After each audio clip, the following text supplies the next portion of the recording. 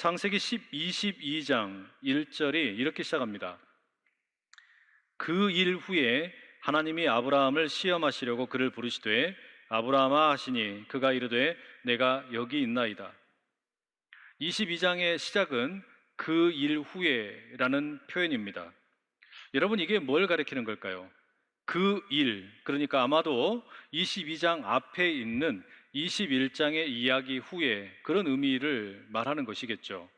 개역 개정 성경은 그 일 후에라고 번역을 했고, 새번역 성경은 이런 일이 있은 지 얼마 뒤에라고 번역을 했습니다. 만약에 이렇게 보면 21장을 가리키는 것으로 보입니다. 그런데 공동번역 개정판은 이런 일들이 있은 뒤에라고 번역을 합니다. 그냥 하나의 일이 아니라 여러 가지 일들이 있은 뒤에라는 것이죠. 영어 번역 성경 대부분도 이와 같은 해석을 따르고 있습니다. 저는 이 번역을 따라 읽고 싶습니다. 그러니까 단지 22장의 이야기는 21장의 일이 있고 난 다음에 말을 하는 것이 아니라 12장 아브라함의 처음 이야기부터 21장까지의 모든 이야기, 그 다음에 무슨 일이 있었다라는 겁니다. 하나님께서 12장에 아브라함을 부르셨습니다. 갈 바를 알지 못하고 그저 하나님이 보여주는 땅으로 가라 명령하셨습니다. 큰 민족을 이루어 주겠다 하셨고 땅을 주겠다고 하셨습니다. 아브라함의 후손을 통해 온 민족이 복을 받게 하시겠다 말씀하셨습니다. 그런데 아내 사라는 자녀를 낳을 수 없는 몸입니다. 아브라함은 조급해집니다. 사라 역시 마찬가지입니다. 결국 그들은 사라의 여종인 하갈을 통해 이스마엘이라는 아들을 얻게 됩니다. 그런데 불가능하다고 생각했던 일이 일어나고 말지요. 사라가 임신을 합니다. 아들을 낳습니다. 그 아들의 이름이 이삭입니다. 하나님께서 약속하셨던 아들을 얻었으니 얼마나 행복했을까요? 얼마나 좋았을까요? 이제 모든 것이 행복할 줄만 알았습니다. 그렇지 않습니다. 이삭과 이스마엘 두 아이들 사이에 다툼이 일어납니다. 그리고 그 아이들의 다툼은 어른들의 싸움이 됩니다. 사라는 아브라함에게 단호하게 요구합니다. 하갈과 이스마엘을 쫓아내라고 말합니다. 아브라함에게는 이스마엘도 아들이고 이삭도 아들입니다. 그런데 자신의 본처인 사라의 말을 거부할 수가 없습니다. 결국 너무나 마음이 아프지만 사라의 요구대로 하갈과 이스마엘을 내보냅니다. 그게 창세기 21장의 이야기죠. 이런 일들이 지난 후에 하나님께서 아브라함을 부르십니다. 아브라함이 대답합니다. 내가 여기 있나이다. 하나님께서 2절에 이렇게 말씀하시죠. 여호와께서 이르시되 네 아들 네 사랑하는 독자 이삭을 데리고 모리아 땅으로 가서 내가 네게 일러준 한 산 거기서 그를 번제로 드리라. 이 말씀은 여러 면에서 아브라함에게 처음 들려주셨던 창세기 12장 1절과 비슷합니다. 하나님께서 하란에 살고 있던 아브라함을 부르셨습니다. 그리고 말씀하시죠. 너의 고향과 친척과 아버지의 집을 떠나라. 그리고 내가 너에게 보여주는 땅으로 가라 말씀하셨습니다. 이와 아주 비슷한 방식으로 22장 2절에 말씀을 하십니다. 너의 아들, 너의 사랑하는 독자, 너의 이삭을 데리고 내가 보여주는 산으로 가라. 상당히 비슷하다라는 것을 짐작하게 됩니다. 여러분, 이게 뭘 말하는 것이겠습니까? 22장의 이 부름은 일종의 재확인하는 부름이라 말할 수 있습니다. 12장에서 하나님이 처음 부르셨습니다. 고향과 친척과 아버지의 집을 떠나라고 부르셨습니다. 혈연과 지연을 버리고 하나님께서 보여주실 땅으로 가라는 부르심입니다. 아브라함은 이 부르심에 기꺼이 순종했습니다. 그리고 기가 막힌 은혜를 수도 없이 많이 경험을 했죠. 그 은혜의 절정에 이삭이 있습니다. 그런데 하나님이 다시 부르십니다. 고향과 친척과 아버지의 집을 떠나라고 하셨던 것과 아주 비슷하게 너의 아들, 너의 사랑하는 독자, 너의 이삭을 떠나라고 말씀하시는 겁니다. 그리고 하나님께서 지시하는 땅으로 가라 말씀하십니다. 여러분, 이 부르심에 아브라함은 이제 어떻게 응답을 해야 합니까? 3절에 의하면 아브라함은 아침에 일찍 일어나 길을 떠날 채비를 합니다. 마치 고향과 친척과 아버지의 집을 떠날 때처럼 그는 묵묵히 길을 나설 준비를 합니다. 아들 이삭과 두 명의 종, 그리고 번제에 쓸 나무를 쪼개어 가지고 떠납니다. 그런데 여러분, 아무리 생각해 봐도 이 대목에 이상한 점이 있습니다. 아브라함이 아무 말이 없어요. 소돔을 심판하겠다는 하나님의 음성을 들었을 때 아브라함은 하나님에게 수차례 간청을 했습니다. 그러지 마십시오. 하나님, 그렇게 하시면 안 됩니다. 그 땅에 많은 의인들이 있습니다. 기도를 했습니다. 그런데 자신의 아들을 번제로 바치라는 하나님께 아브라함은 아무 말을 하지 않습니다. 아무런 간구도 하지 않는 겁니다. 왜 아들을 번제로 바치라고 하시는지 이해할 수 없다고 항변도 하지 않는 겁니다. 이삭 역시 마찬가지입니다. 어디를 가는지, 왜 가는지 아버지에게 묻지 않습니다. 성경을 읽는 독자의 입장에서 보면 당혹스럽습니다. 도대체 이들은 무슨 생각을 하고 있는 것인지, 어떤 감정을 갖고 있는 것인지 짐작하기가 쉽지 않습니다. 다만 한 가지 분명한 점이 있습니다. 아브라함이 처음 하나님으로부터 고향과 친척과 아버지의 집을 떠나라는 명령에 순종했던 것처럼 그는 아들 이삭을 번제로 바치라는 명령에 기꺼이 순종을 하고 있습니다. 이삭 역시 마찬가지입니다. 뭐가 뭔지 모르지만 그저 아버지 아브라함을 신뢰하고 동행합니다. 순종하고 있다라는 말입니다. 아브라함과 이삭의 목적지는 모리아 산입니다. 역대하 3장 1절 말씀에 의하면 모리아 산은 후에 예루살렘 성전이 세워지는 곳입니다. 그러면 아브라함이 지금 당시에 부엘세바라는 곳에 머물고 있었는데 그곳에서 모리아 산까지는 약 70km 정도의 거리가 됩니다. 70km 정도의 거리를 걸어서 3일 만에 도착하게 됩니다. 하루에 한 25km 정도씩 걸었다라는 계산이 나오죠. 거의 목적지에 도착했을 무렵에 아브라함은 두 종들에게 나귀와 함께 기다리라 명령합니다. 이삭에게 장작을 짊어지게 합니다. 그리고 자신은 불과 칼을 손에 들고 아들과 함께 모리아 산을 오르게 됩니다. 오늘 본문 6절은 두 사람이 동행했다라고 표현합니다. 아버지와 아들이 침묵 가운데 함께 등산을 합니다. 아버지와 아들이 사랑 가운데 함께 모리아 산 올라가는 겁니다.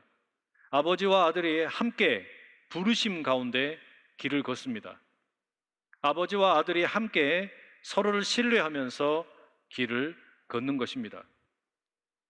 그 길을 걷는 와중에, 모리아 산을 오르는 와중에 아들이 처음으로 아버지를 부릅니다. 아버지여. 아버지가 대답을 합니다. 내가 여기 있노라. 아브라함의 대답을 주목할 필요가 있습니다. 하나님께서 아브라함아 부르셨을 때 내가 여기 있나이다, 아브라함이 대답했습니다. 아들 이삭이 내 아버지여 불렀을 때에 그는 내가 여기 있노라 답합니다. 사실상 동일한 답변입니다. 무엇을 말하는 걸까요? 아브라함은 하나님의 부르심에 대해 매우 세심한 사람이었습니다. 뿐만 아니라 그의 사랑하는 아들에게도 동일하게 세심한 아버지였습니다. 이 땅의 그리스도인 부모들에게 이런 모습이 있기를 소망합니다. 하늘의 하나님께서 부르실 때 내가 여기 있나이다 응답을 하고, 땅의 자녀들이 아버지와 어머니를 부를 때에 내가 여기 있노라 세심하게 응답할 수 있는 부모들이 될 수 있으면 참 좋겠습니다. 이삭이 말을 합니다. 7절 뒷부분이죠.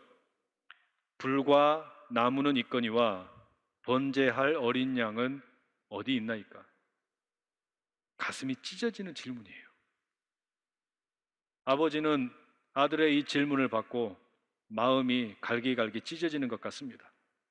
어떻게 답변하면 좋겠습니까? 자신의 마음에 찢어지는 심정을 가지고 대답합니다.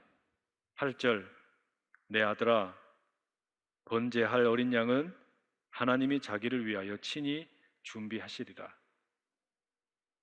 아브라함이 어떻게 이렇게 답변했는지 모르겠습니다. 이삭은 자신에게 일어날 일을 알고 있었을까요? 그가 알았든 몰랐든 아브라함의 고통은 이삭의 질문과 함께 아주 예리하게 파고 들어옵니다.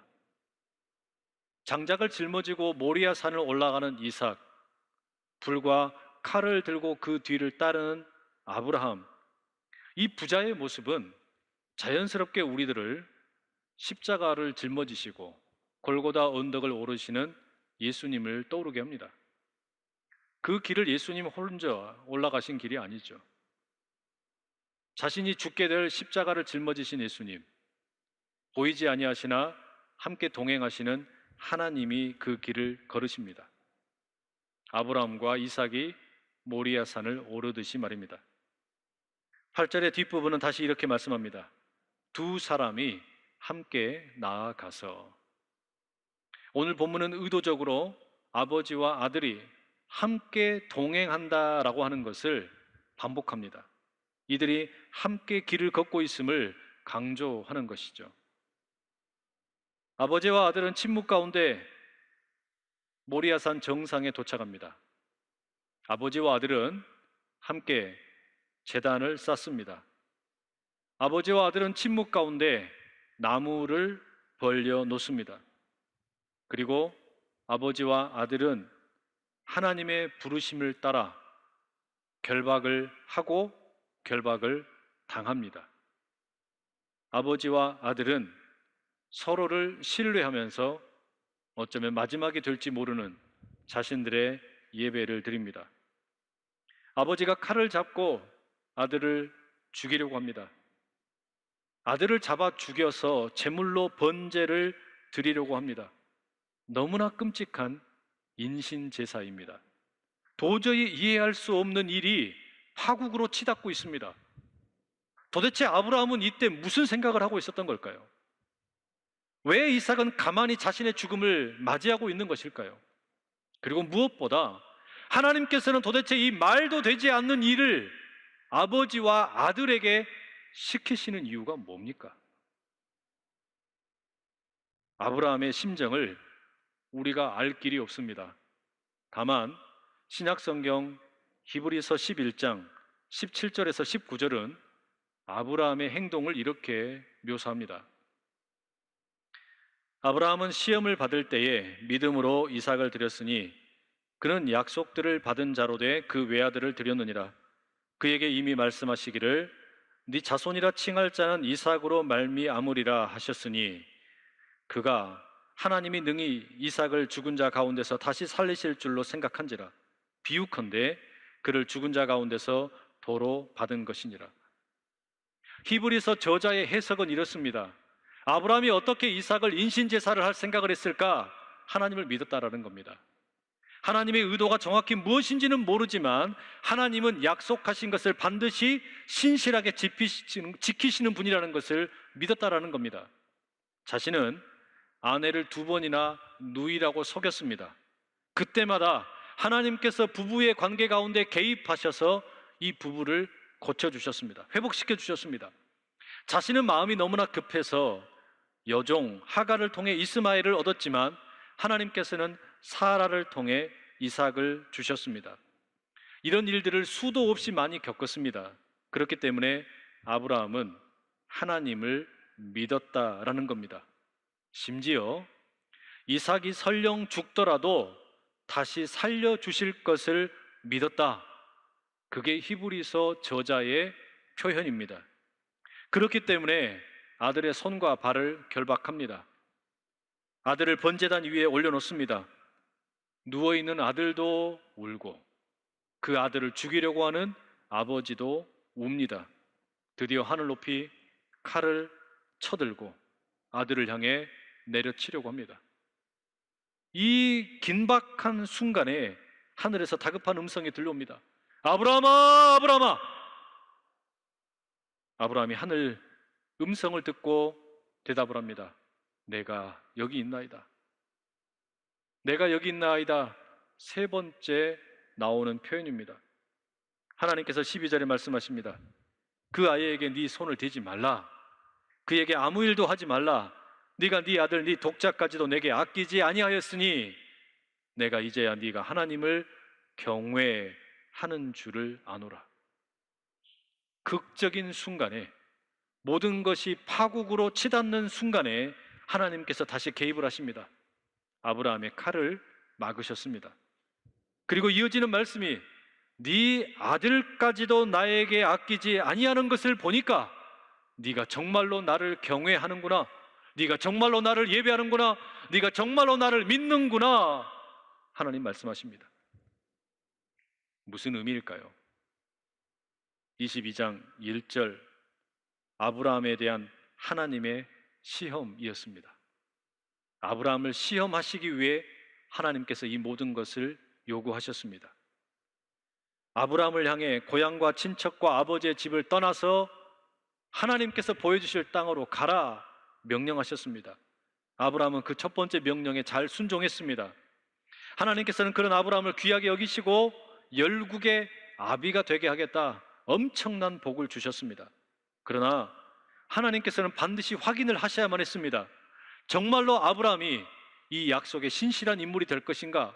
정말로 내가 저 아브라함을 그리고 저 후손들을 약속의 자손으로 사용할 수 있을 것인가?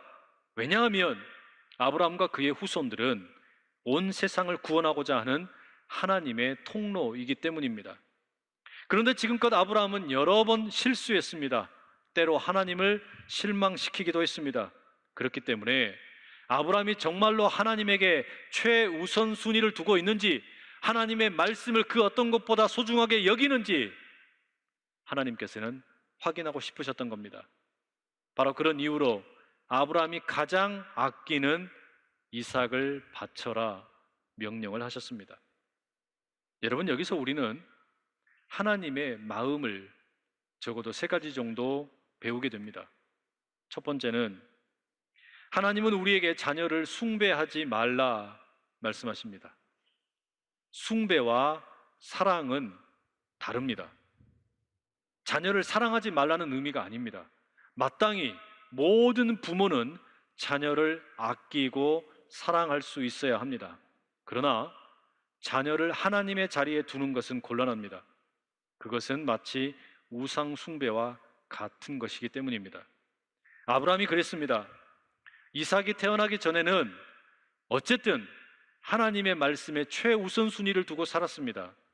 하나님의 말씀에 자신의 삶의 의미가 달려있다고 믿었습니다.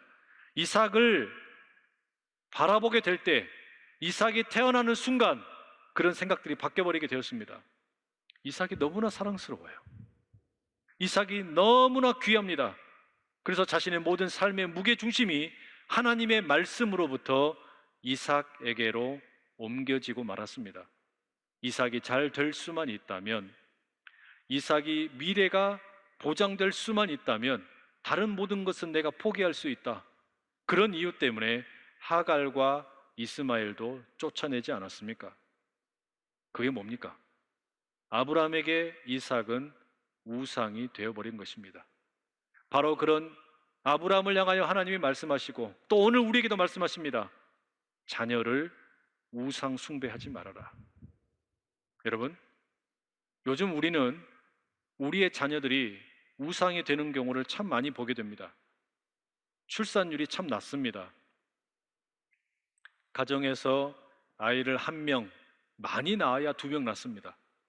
그러다 보니 한 아이를 둘러싸고 수많은 어른들이 있습니다.